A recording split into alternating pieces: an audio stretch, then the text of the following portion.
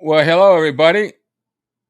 This is Rick with Elvis-A-Z, and welcome to my premiere episode of a coffee date with Elvis fans. And I'm checking to see if it is going live. So, anyway, um, this is a series where we're going to be meeting fans from hopefully all over the world. Each week we're going to have a new one. This week we have a guest from South Africa, and what we're going to do, it's only going to be like a 30-minute, maybe a little bit longer. If you guys want to join in and chat, you guys are welcome to ask questions and or just share in. Nobody will be coming on screen with us, but we'll entertain the chat, and hopefully over a period of time. And if anybody wants to be a part of this in the future and schedule a time to join us, email me. I will actually, let me add that in there. So just email me, and we will schedule a time. Right now I've got the next 6 weeks booked up, and we're going from South Africa to Australia to the UK to the US, and hopefully we'll keep right on moving with that. So without further ado, what I'm going to do is I'm going to bring on our guest. A lot of you know him. Some of you know him. Maybe none of you know him. I don't know. But Cameron and I've met recently. We've had a lot of conversations the last few days. So Cameron Smith is on board now. Welcome, Cameron. Thank you, brother. Good to be here. Pleasure to be your first guest. I'm honored that you asked me to be the first trial run, if I could put it that way. Yeah, well, I remember when we had I forget who it was with. It was with Brent and Leon and you and I, and we were chatting, and you were mentioning about wanting to do like a regular kind of stream or do some kind of news stream. And I remembered that you had the interest in doing that. I thought, well, so I kind of kept your name in the back of my mind because I knew I'd always want to do something like this. So that's why I reached out to you to see if you wanted to be the first one, the test puppy, the test the test monkey, or whatever you want to call it. The So test pilot. so what? Let's just get started. Tell me how you got started with Elvis. It actually goes back a while, Rick. I'd say probably around about the age of 7. My my late aunt's husband that time was a huge Elvis fan, and I remember going to spend weekends with my aunt, and he and I would end up sitting for hours, days in fact, going through his Elvis collection, and he used to introduce me. He introduced me to his video collection first. And I remember one of the things I saw first was That's the Way It Is, but the original 1970s cinema edition that they Yeah, the brought out. original. That's just a little bit different than the special edition. Yeah. And already then I kind of felt, something stirring inside of me. I kind of identified with what I was seeing on screen. Yeah. And it kind of became a staple. It got to a stage where my aunt actually hated inviting me over because she used to say, "Oh God, she can't take another weekend of listening to only Elvis music." But she eventually got used to it, and she, in fact, later on started joining us, watching the movies and playing the LPs. And to fast forward a couple of years, um, at about the age of 9, I remember the 68 special coming on one of the local TV stations. And I recorded that onto VHS. Oh, And I watched that over and over and over and over again. and I still do And that today too. yeah, I still do the same. And I remember my mother had an old nylon string guitar hanging up against the wall next to the television set. And one afternoon after school, I was sitting watching the special yet again, and I kind of pulled the guitar off the wall and just kind of started strumming along to it. And at that point, I kind of figured that this music talks to my soul in some sense, Yeah. and that's where I kind of gravitated towards music and expressed an interest in wanting to learn to play the guitar. And at the age of 13, my parents bought me a guitar, which at that point I I didn't realize the immense responsibility that came along with that. Yeah. And I, of course, at the age I was, I ended up trashing it because I didn't have the respect for it that I needed to have for it. Right. And at about 16, I got hold of a guitar again, and I basically started teaching myself how to play basically off air, and which was a kind of a huge accomplishment to begin with, because having cerebral palsy and having a slightly spastic left hand, physiotherapists always told me that playing guitar would be an impossibility for me. Wow. And I kind of figured that, I have to find a way around this. Hmm. I have to make it work for me somehow. And basically, at that point, I was basically an avid reader. I hated reading at school. And my mother very quickly realized that the only books that she could get me to read were books about Elvis.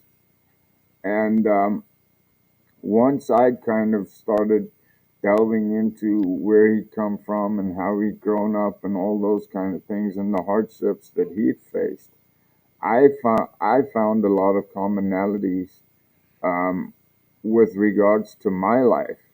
Um, not in the same form, not financially, but physically the same kind of challenges I identified with a lot of the hardships. And I kind of drew my inspiration from Elvis. I thought, well, if this guy could overcome his adversity and become what he became, then there's no reason in the world for me not to do it. And Yeah.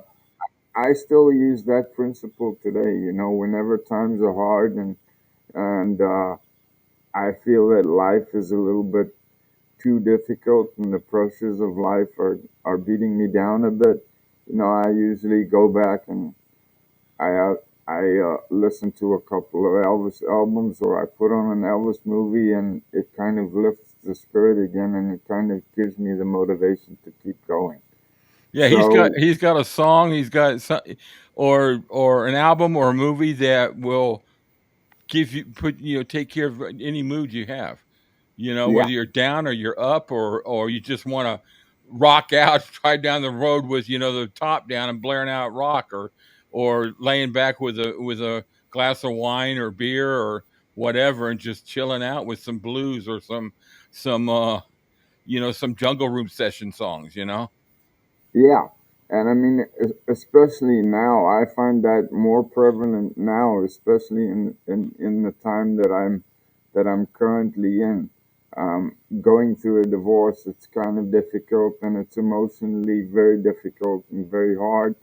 And that's where I go to find my peace.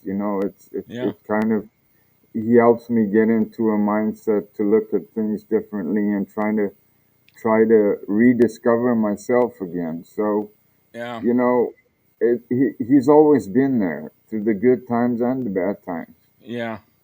Yeah, I everybody that I know that's an Elvis fan, or is deep into Elvis, like we are, and everybody, most everybody that I know, feel the same way.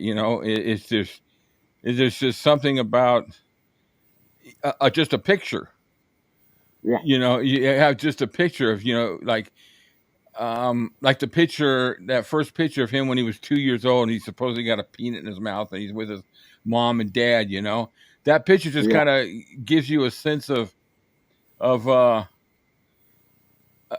I, not desperation, but a sense of a tough time.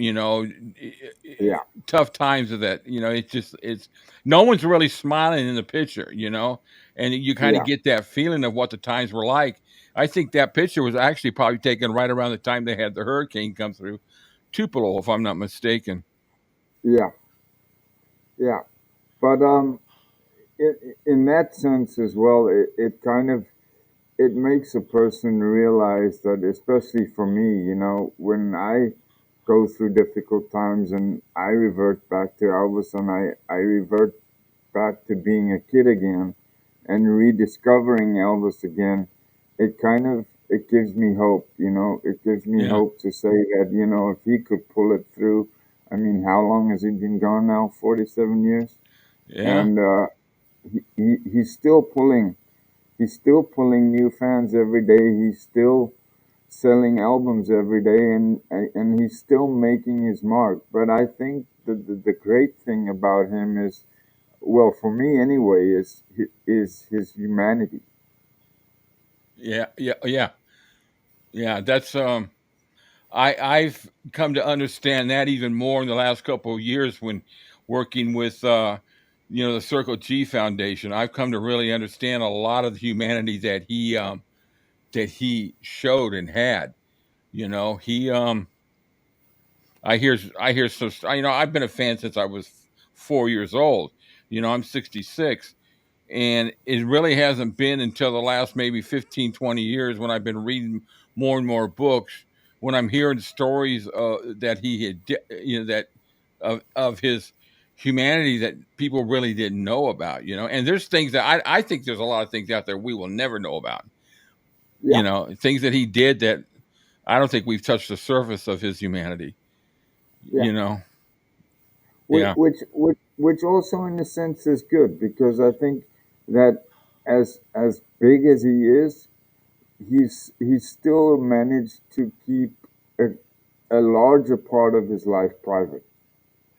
yeah, yeah. I mean, you talk about the adversities he went through as a child and before he became famous. But think about the adversities he went through as when he was, famous too.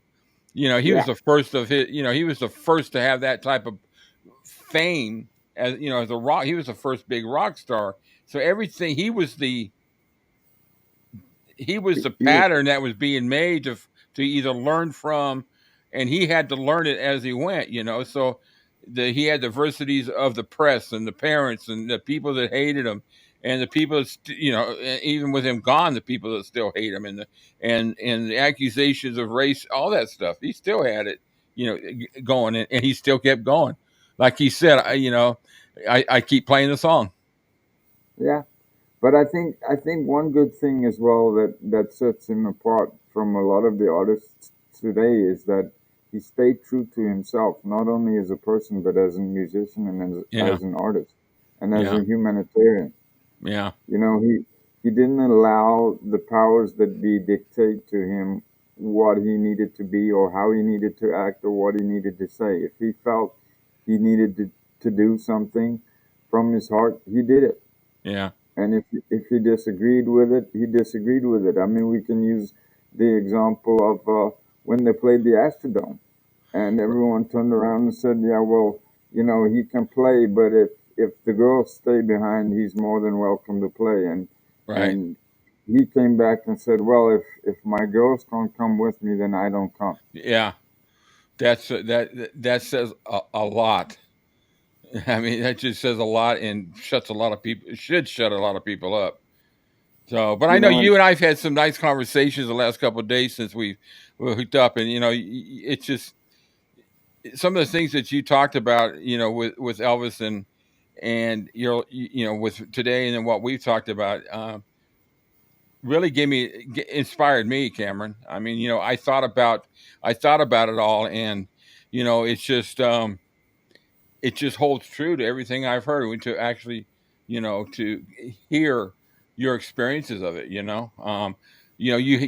You made a comment that, and I'm sure you don't mind me bringing it up, but how you've been inspired by some of the channels like Leon's and Steve's, and just the different channels that when you watch them, you get an inspiration from them. yeah, And because there's always something new to learn. I mean, like I said to you the other day, um, there's so much of his music out there that I haven't even heard yet. So yeah, every time I hear stuff that I haven't heard before, it's like I go back to being that little kid again. I go back to that rediscovery. Yeah. and the perspective and the perception just grows so much more, and the respect for him as an artist just gets so much bigger. Right. Um, because, and I think we were talking about it the other day about the record companies rehashing so much of the old stuff. Right. Um, there's so much new stuff out there. Why aren't we seeing it? Though the new stuff is what brings new people into the family, because that's what I consider us as a group to be. Yeah. Guys like you and Leon and Steve and Brent and Dylan and the Priscillas of the group. We're a family. We have one commonality, and that is that we appreciate and we respect Elvis as a musician as Yeah. well as a human being. And I think we as a human race can draw a lot of example from him, Yeah. Well, that was the because purpose of this series, was to maybe bring some more people in on this circle and meet, because these videos will be remain on my channel, so you can always meet other people outside of the live, you know, and yeah, it's we should we should be close to a group on our own. yeah, Um, we there's so many people out there that I want to hear stories from, that aren't going to be, I don't want to put a downer sound on it, but the generation that was alive in the 50s and saw him in concert, that population is dwindling down to nothing.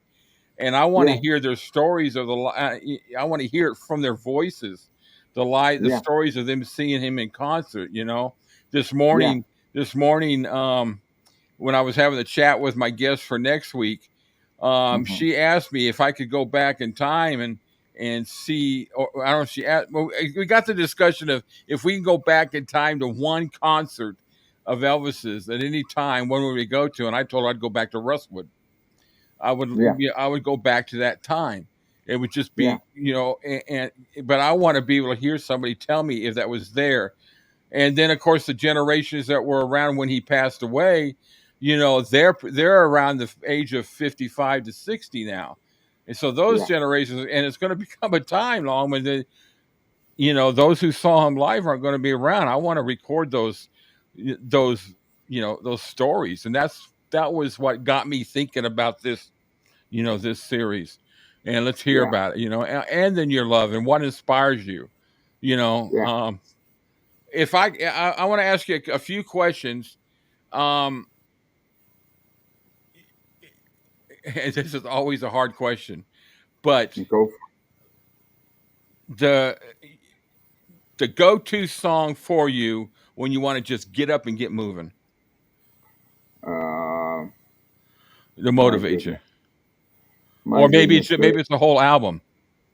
There are so many of them. It's kind of hard to pick That's what I've one. Um, I would probably say I would probably say Pope Salad Annie from August 12th, yeah, nineteen that's a good one. seventy. Yeah, mine's Suspicious Minds from the '69 live album. That's the one But that always just gets me going. but it's like you said, it depends what mood you're in. It Yeah, depends. It depends yeah, what situation you're in. It's so hard to single it out. yeah. Uh, Yeah, it's those are actually, just they're just like simple go-to questions. But you know, I think uh I think the conversations you and I've had privately offline on here has just really given me a lot of food for thought for even more for what Elvis did, and and the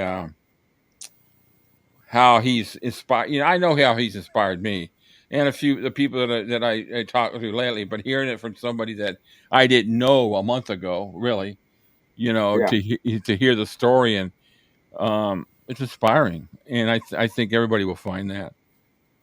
yeah. I think, in my opinion, he still doesn't get nearly as much credit as he deserves. Really. No, no, No, you're right. Is You that you? know, I heard a dog barking. I knew it was my dog. I was going to get him. So, but is there anything else you want to share as far as with Elvis? I don't want to leave you hanging on anything. Or if anybody's got any questions for yeah, I've been trying to post. I don't know if you've had the opportunity of reading the comments I've been posting, but there's a lot of support and a lot of nice comments that I've been trying to post them as they come up right below the bottom of the screen. People are talking about the songs that move them, like Lesley has "Come On Everybody," yeah, Gene, you gave me a mountain. These are just they're motivational songs. I mean, Tracy said Russwood would be for her too for the yeah, concert. Aloha yeah, from Hawaii. Everybody's got you know and Leslie, I'm with you on that. The concert from Memphis, Mid South concert. That's a great concert. It's Let's see what we got here. We got another one. Denise, I'll be back. I'll be back. Yeah, that's a great song. What did you yeah. I think? think, What did you think about the Elvis movie? you're talking about the Buzz Lemon one. Yeah. Yeah, I kind of enjoyed it. The more I watch it, the more I tend to understand the angle that he's coming from. Uh-huh. Although my initial thought on it was, the story was a bit wide and there wasn't a lot of truth to it. But as I said, the more I watch it, the more I realize that, you know, I think from his perspective, really, it wasn't meant to be a biographical film as such. Yeah, I remember reading the pre, even a couple of years before it came out, reading about what his concept. And I think what his focus from what he in the beginning. I don't know if it changed during the process. Was he wanted to show the social impact of Elvis and the management between the relationship between him and Colonel Parker, and he Yeah, took a lot of the story from the I can't think of the name of the book right now that it came out. The Colonel Tom Parker. Can't think. I can sit here and see it, but I can't read the book. But there was the book that came out, and I read the book a couple of times. It's pretty good, but there's a lot of stories that I see in the book that I saw in the movie. Um, I enjoyed the movie, but it's not one I keep going back to watch anymore. no, And now I know that and I'm going to bring it up in the news portion of this, but he's working on a documentary now too. So, that'll be, "Love in Arms" is a great song, Tracy. yeah. I think another song for me is "Tomorrow Is a Long Time." Yeah, yeah. The the bitter they are, the harder they fall gets me every time. That's Yeah, just it's just such the words in it. Standing in the rain. It's just a great song, and I love Gary Gatlin. Anyways, he wrote some great songs, "Help Me" and ones like that.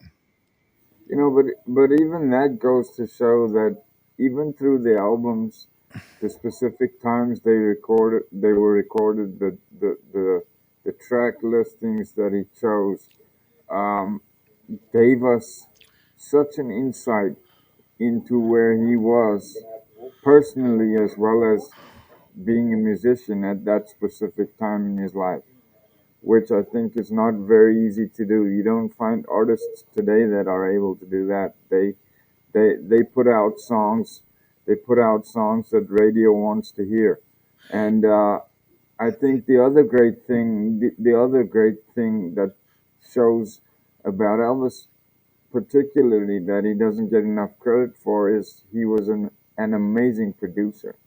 He knew Yeah, exactly what he wanted to do and how he wanted to do it. yeah, you're right. I mean, even Chet Atkins used to bring that out in a couple of interviews. Chet Atkins was the technical producer, with RCA when he first began, but at the end of the day, it was how Elvis wanted it. It was however Elvis wanted it. I think yeah, um I think when it got down to the final mixing, Elvis was out of the picture, but he knew he knew what he wanted. This is yeah, kind of a side note, but I thought about this, and obviously it relates to Elvis, but it's all. I sit here and I watched what people charge for tickets today and the shows, and I think about something. I would a question that I would ask the generation or the fans of the stars that are out there today, no matter who they may be, even on the country uh-huh, and western side, I yeah, would challenge them to name one artist that could go out on stage with just a basic band and no preset agenda, no choreography, and perform a sold out show to every place he goes to on tour. And who else could do that without any kind of pre-production, any kind of choreography, any kind of digital music, any kind of fine tuning? I can't think of one artist that can do that. not today, no. Yeah. It's just. I mean, I saw a short document. It wasn't short, but my time watching it was short. On Taylor Swift, and she's got Mm-hmm. this production now where she's added in where she jumps in this pool of water and swims under stage and comes back up. What the hell for? I thought Yeah, I was paying to I thought I was paying to see Taylor Swift in concert, not Esther Williams in a pool of water. But yeah, I don't yeah, think but there's an artist that can do that. no. But I mean, I was actually mentioning something along the same line to somebody yesterday, and that's the greatness of Elvis's ability too. He could have gone out on stage and stood on stage for an hour and a half and not said a word, Yeah, and people would have still packed the house, yeah, you know. So yeah. There's just sometimes I'll sit here and I'll try to put my head into his head in situations which I'll never be able to know what he thought, but what would I be thinking if I was in this situation?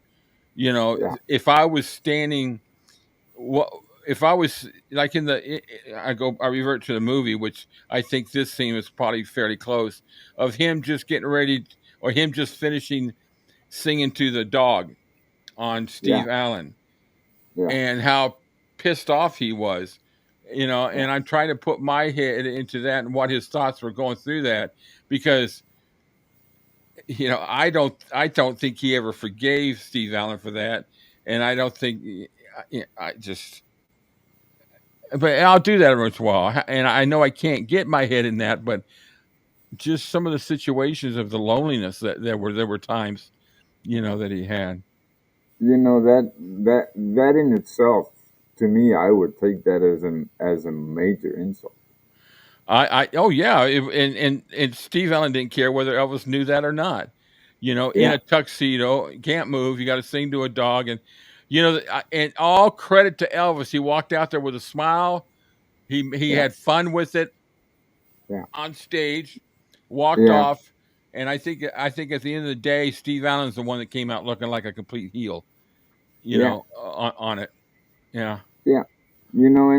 And I think the great thing is, and wherever he might be out there, um, I think he would be extremely amazed to know that even 47 years after he's no longer here, um, his fan base grows and the love for him grows even more. Because can you imagine the lonely space a person has to be in when you have to ask somebody looking out through a window down at the street, seeing all those people in front of your drive, and you're asking somebody, I wonder if they'll ever remember me when I'm gone. yeah. He's. I think I did a little video, or I did something on it about Linda when Linda Thompson made that remark. Um, that how he had said that. Do you think they'll remember you when I'm gone? And that must You have been a know, lowly thought to think that. yeah, and I mean, for him to say something like he hasn't done anything of value, he hasn't done anything of purpose, to warrant people remembering him when he's gone. And I often, when I hear that statement, I think to myself, man, if only you knew. You think about stars of his well, I don't think there's a star that matches his caliber, but you think of the big name stars who've had children and grandchildren that have gone off into they either died of drug overdoses or they've gone into they've had to spend half their life in rehabs or they're in trouble with the law. And even though Lisa Marie has some of her issues, look what she did. Yeah, And then look at Riley. I can't get over, or I can get over, but I'm just so totally impressed with her as a business person. Take yeah, away the acting, take away the fact that she can sing, and take away the yeah, fact that she's absolutely beautiful. She's, yeah, I think, that's one girl, woman. She's what, in her 30s now. That's got her yeah, shit together, yeah. And so And the far, great, I don't disagree with anything she has said or done. There's yeah, some things I don't like that kind of ended up, but I think everything I support her in everything she's done so far, whether I like the end result, but it seems like she's gonna be, she's possibly the best person that could have taken over from her mother because absolutely. Well, look how if quick she jumped on that deal with that person trying to steal Graceland. She yeah, was on that in a heartbeat. I yeah, mean, and if it wasn't for her jumping on that, you don't know what could have happened. yeah. I, If it I got to interrupt this just for a second. When I mentioned Harold, got me laughing here. He uh, makes the remark about Esther Williams was much prettier as Elvis in his swimming pants. But yeah, I in that latest series she was in, it was absolutely fantastic. I hope she wins an award for that. But you're right. There could have been nobody that Lisa could have left it to. And I can't wait for the book to come out. And I just, I hear things. Well, it's going to be edited, it's going to be chopped up and all that. Well, we don't know that. no, I know it's just like when before the Elvis movie came out, everybody yeah, was saying it's going to suck, it's going to be bad, it's it's terrible and all that, but they never saw it. They didn't know. And I hate it when people prejudge things that they don't know anything about. yeah. You know, One thing I would find very interesting to hear, and I don't know if it's possibly ever going to be out there, but I would have loved to hear the original mix of Suspicious Minds, the way Elvis had it and approved it in the studio before before the Colonel and the guys at RCA got to tampering with it. well, I know the one thing that I remember reading this years ago, that the one thing he was really ticked off was that at one of the mixes he made him go back and redo it. They had his voice louder than the music. Yeah, Parker wanted his voice to be louder, or Velton or whoever it was. I believe it was Parker at the time. And Elvis yeah, walked back and he says, "No." He says, I'm not going to take away the credit from the band. I want it all mixed right." And yeah, I think the mix is perfect. But I'm with you. I sat and listened to all the outtakes, all the takes, and it's interesting how that came together. That song, yeah. you know. Jerry had spoken about it numerous times, and he said he remembers traveling back from wherever they were coming from, and the song played on the radio, and Elvis flipped out because he said to the guys, "Go to the record store, pick up the copy that is in the record store, and bring back the acetate that we have at the studio, and play them and compare them, and I'll prove to you guys that And somebody is it's jacking around good with it. with my stuff." Yeah. You know, No, so at the end of the day, that's Elvis. Well, he didn't want his product messed with. yeah, I think, and I was watching earlier, in fact, um, Elvis by the Presleys, where Jerry was talking about um, Elvis and his creativity and how important creativity is to an artist, and he was saying that one of the quickest ways to kill an artist is to kill his creativity, Yeah. and I think. I think that's the problem. If Elvis had been allowed to follow his heart in terms of delivering his product the way he believed it should have been delivered, and the colonel and all the cronies involved had stayed on their end of the fence and said, right, you're the man that's doing this. We'll put it out whichever way you want to do it, and so be it. I think he would have been around longer, because I think he got to a point where he became completely apathetic about everything because he had so many ideas about so many things. But I think he also got to a point that he realized having these ideas and wanting to do these certain things, they're not going to happen the way I want them to happen. Right.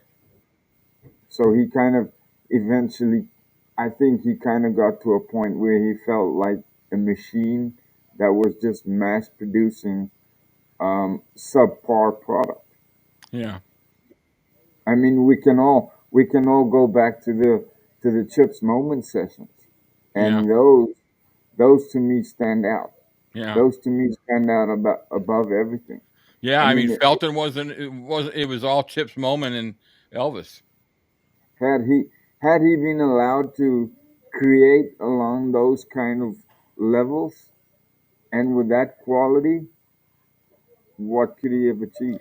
Yeah, I want to do some more reading on that story. I've got a couple books that talk a little bit more about those sessions.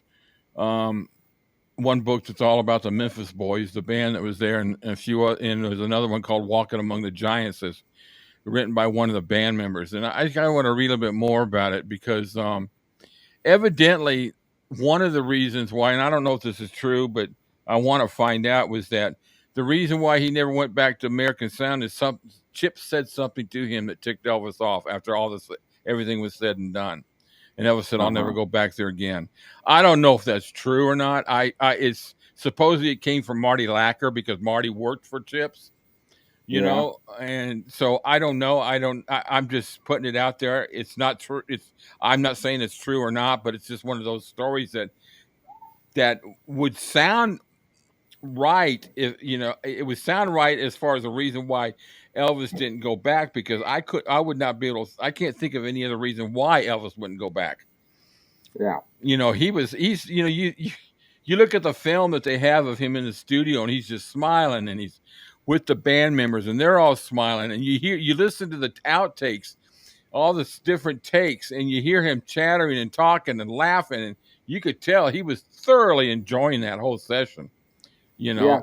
those sessions. So it's I mean, sad, but Stax was pretty good. He had a lot of the same musicians there, some of the same musicians from American Sound, and then of course the Jungle Room. But in my book, American Sound was his best sessions ever. You know, yeah. I mean, we could even go back to '68 with Steve Binder. yeah, I mean, everybody knows that they built up a relationship, and yeah, Steve understood where he was coming from as an artist, and Elvis felt comfortable enough working with him, doing what he wanted to do because he finally felt, somebody understood him. And the question begs to be remained, I think the only reason why their friendship broke down is because the colonel got involved and the colonel knew that Steve is putting different ideas into his head, which in fact, when you look back at it, yeah, Steve was not putting any ideas into his head. Steve was allowing him to exercise the ideas that he had in his head. yeah. Yeah, Lesley has a point here. I agree with what Lesley. She says, "I think things would have changed after the tour. That never was. There was so much talk about with Hewlett and doing a world tour, and just so many different. It's just the tour that never was, and what could have happened. But hey, listen, man, this has been fun. I've enjoyed it. We've had some good conversation here. Yeah, it's been good fun. One thing I want on this show, I'm going to throw in a little feature at the end of just some of the latest news. And the one thing I want to show is, if I can find it now. Did I save it? I bet you I didn't save it, did I? Rats. Well, for those of you who don't know, Riley is doing a world tour, a tour around parts of the world after the book comes out, a kind of a book promotion, and she's talking in different places. And so they announced a virtual one of them to be virtual for those who can't go. So I signed up for it. It's in Los Angeles in October, and it's Los Angeles visit. It's not live from Los Angeles. It's going to be pre-recorded, but it's only $50 and you get the book, but you only get the book if you're in the United States. But I know some people that bought it anyways international so they can see it. So I'm excited about that. And you just go to lisamarieBook.com and if you're interested in looking at that. But you have anything you want to bring up? I enjoyed this, man. It's a good conversation. Yeah, it was good fun. It was good fun. I'm looking forward to the new stuff coming out. I haven't heard anything my side of the world in terms of when that documentary is coming out. Anything Yeah, I anything haven't on heard. your side? Not yet. I don't know of anything on it yet, but I know everybody's. Supposedly, it's in the next 2 to 3 years. That's They're what I really read keeping today. That's what I read today, but they don't have an official date, and I don't even know really what it's all about. they're really Maybe it's a keeping us. documentaries with all the outtakes. I don't know. Yeah, yeah, Lesley. How long we been saying that, Lesley? Hurry up, boss. Let's get it done. So, There listen, is, anybody that wants to join, come on. You don't necessarily have to show your face. You could put a little picture of your something there, or maybe a picture of Bugs Bunny, or whoever you want. But it's you know I'd really like to hear from other parts of the world. Next week, I'm going to have on at the end of the show. I'm going to have a world map. It's going to have little pins of where we've been. So the first one's going to be South Africa with Cameron, and then next week's is Australia. Our visitor will be from Australia, and it's not Crocodile Dundee. I can promise you that. Um, and then the week after that, it'll be New York, and then the week after that, it'll be the UK, and I can't remember who's after that yet. I think we might be back in the States. But just email me at Elvis-A-Z, and it's a 2, not the TO, at gmail.com. If you forget it, just go to my YouTube channel, and it's in the description of one of the songs, or it's in my channel description. I'd love to set everybody up. I want to do this. I want to build this up so everybody can have fun. Now, the time will change within a few hours at times because, like with Australia, it's going to be live. So this person will be online at midnight their time. So we'll be broadcasting at 10 a.m. our time, and I'll put the notification up later this week, so that because I want to be able to have people from the west coast of these states to be able to watch it too, without having to get up at 3:30 in the morning to watch it. and and these ones too. Yeah. Oh, yeah. Yeah. So, and I don't want to have to get up at 6 o'clock in the morning because you don't. I will definitely need about 3 cups. I don't know. Somebody saw this. This is my Elvis cup from Graceland, Shop Graceland. I love it, and it's stout Great, because I dropped it yesterday and I had a heart attack and it didn't break. great cup. Here's a thought. I think we should, in time, we should twist Steve's arm to get him on here. Yeah, yeah. I'll throw the invitation out there. Come on, Steve, anytime you want. Yeah, It'd be nice to have conversations with everybody. Even the ones that a lot of us know. There's information come out that we can maybe dig some information. Maybe we get some dirty laundry out. yeah, yeah. Just kidding. Put him on the other side of the screen for a change.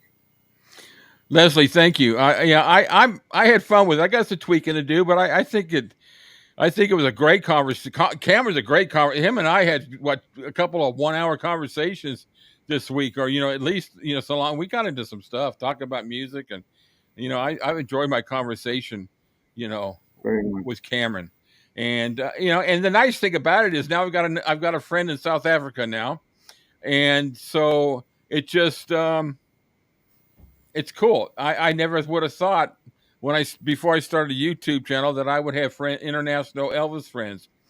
Since then, I've met Lesley, I've met Cameron, Steve, Leon, Harold. Harold's is my go-to guy for information. That he's my great data information. He's from Austria. I love Harold, man. When I post my pictures and I got the wrong dates or settings, I trust Google too much. I need to just send it to Harold. Let him. He's Let great. him do it for you. Yeah. And I've got Anita from Sweden, Helene from France, Paris. Well, that's the same place. Priscilla, Priscilla, where's she from? Ireland. Oh yeah, and I got Denise. I think Denise is from Australia too. Um, so it's exciting. It's kind of cool. So I want to have a map, just all the little pegs, and then we could always, maybe after a year of this, we can have a reunion party. Have a reunion one on the year anniversary of this. Yeah. A lot of wishful hoping, but this is fun. I think it'll be cool. It gives me something to do on Sunday before football. Yeah, it was good fun. All Really right, good guys, fun. listen, everybody, thank you all for joining in. Tracy Scotland. Yeah, I think you told me that once before. So I got Tracy. I could keep going here. Dylan from the UK. I almost forgot Yeah. about Dylan. Brent from Michigan. Yeah, Denise. You sent me email. Are you wanting to be on the show, Denise? Let me know. Email me or just tell me real quick and we'll set you up. And I just had fun. Great conversation, man. As always, brother. As Yeah, always. and then you guys can hook up at the CGF fundraiser next year in October. Have some fun, and it's gonna be a blast next year. And the fundraising this year, our cause is musical therapy, which is There we last go. year's was dementia. Year before was food banks, I believe it was. So far everything's been kind of touching home for me too, because my mom passed with dementia, and of course I'm really into music, so I'm excited about this year's and creating some videos for that. But anyway, thank you guys. I got a video coming out tomorrow, my first review of the Guitar Man sessions. It's going to be a good one. It's not going to be a beat 'em up and throw them out the window review. I'm going to do it in two parts. It's going to be a review of the masters. I'm going to be doing the breakdown like I used to do, where I take Elvis's voice out. We pick out the instruments and we come back and put Elvis back in and see if we can find those instruments. It's a lot of fun. And then I'm going to do a commentary review of all the takes of that song. I'm not going to just play them. I'm going to do a commentary and listen to Elvis, and let's just have some fun, laughing at what Elvis says. It's just a lot of fun. It's going to be in the UK, Shell. So who knows? Maybe we can get some kind of get a group from the US that want to go out there and get a special deal on flights and things like that. All right, guys. Oh, we don't forget about our fans in the USA. Never. I got Deb in Arizona. I've got Shell in Portland. Okay, I can keep going. I got Sue in Texas. I feel bad now. I forget. I feel like I'm winning an award and forget everybody who to thank. All right, guys, listen. Thank you very much. I got some more remembering Elvis. That's never going to end. There's too many people that have great comments, so I'm going to keep going with those. Love you all. I appreciate it. This was a blast. I loved it. I think the show's going to wind up being an hour instead of 30 minutes, and it's worth every second of it. Cameron, you were awesome. It was such a perfect start for my show. And just hang on. When I end the broadcast, just hang on. Don't take off. Will do. All right, Will do. guys. Sayonara, CCB, adios, muchachos, till we meet again.